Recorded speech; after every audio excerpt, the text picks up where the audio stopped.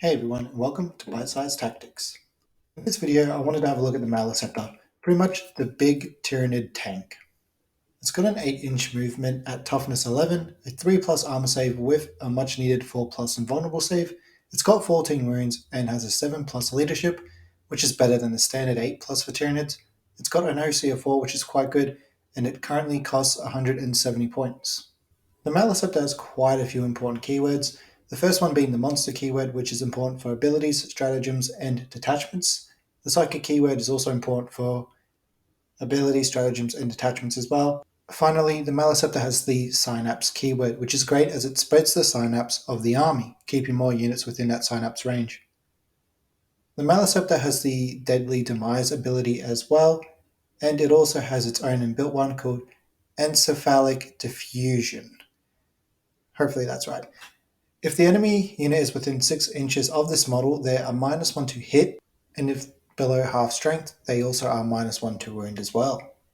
So for ranged weapons, the Maleceptor has the Psychic Overload. This has the Blast and the Psychic keywords, and it is quite a good weapon. You can get quite a few shots at d6 plus 3 attacks. It hits on 3s, it's got a strength of 10, -2 AP, and a flat 3 damage, making this weapon pretty deadly. The Maleceptor has the massive Scything Talons. This has a strike and a sweep variant, and it's not too bad and has the potential to do alright against higher toughness enemies, but it's great against most units. With the strike having a strength of 9, -2 AP, and does d6 plus 1 damage, so you could kill some light armored vehicles or some lightly armored monsters there, or even characters. While the sweep variant is also good, it has 6 attacks at strength 7, -1 AP, and does a flat 2 damage. So this could be really good against infantry units. So some of the Maleceptor's weaknesses are they are slow to move, and you need to be careful of move blocks. You also don't want to be stuck in combat, and this can be quite bad for the Maleceptor, as you want it to be able to shoot effectively, as that's where its real strength lies. And it will struggle with high toughness enemies that will pack a lot of punch. This could be both in combat and shooting. Mortal or devastating wounds are also pretty bad for the Maleceptor as it won't get a save. Looking at the strengths though, the Maleceptor is quite a good all-rounder with better shooting, only slightly though. Can deal with a wide variety of enemy units from small infantry units to elite infantry or even some really big nasty threats on the field with the shooting abilities. It spreads the synapse of your army as well, and that's really important for a Tyranid player. The Maleceptor has great durability, with toughness 11, a 3 plus armor save, and a 4 plus invulnerable save. It also has 14 wounds, so it can get shot a little bit and still keep going. It's also good in pretty much every detachment, especially with the monster keyword and the psychic keyword. So if you're looking to play in multiple detachments with the Tyranids, this could be a good pick for you. Also, it has a great ability that does help them survive in combat with that -1 to hit and possibly -1 to wound.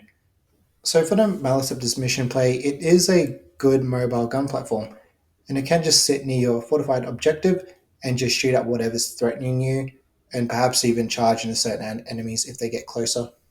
You could also set them up as a move block to other vehicles and monsters and fend your opponent off for a couple of turns while they deal with the Maleceptor. Also, if you can get multiple units within 6 inches of the Maleceptor, this could be really good at boosting your army's durability so that they could hold objectives for longer and avoid being shot off the board. So some helpful units would be the Psychophage, as it gives a unit a 6 plus Feel No Pain. The Venom Verbs can also be quite good as it will give the Maleceptor the benefit of cover, and the unit won't get the stealth ability though because the Maleceptor is a monster, but it can also synergize with the Neurolictor to possibly get +1 wound through the Neurolictor's ability of battle shock units. But that can be explored at another time. So I do think this is a really good all-rounder unit. It has some combat, it has pretty good shooting, and it does provide a bit of gameplay and a big threat to your opponent. And I think for beginners it could be quite a good model to provide some variation in how you play the game and how you learn detachments. Also, the community really seemed to love this unit straight away, and most people saw it as an immediate auto take. So for competitive players, the Maleceptor does give you a lot of play as well and a lot of use. Thank you for watching the video. If you liked it, hit the like button, comment what you think of the Maleceptor, or if you've played against someone with Maleceptors, and tell me how you went. Also, if you like the content, subscribe to the channel for more.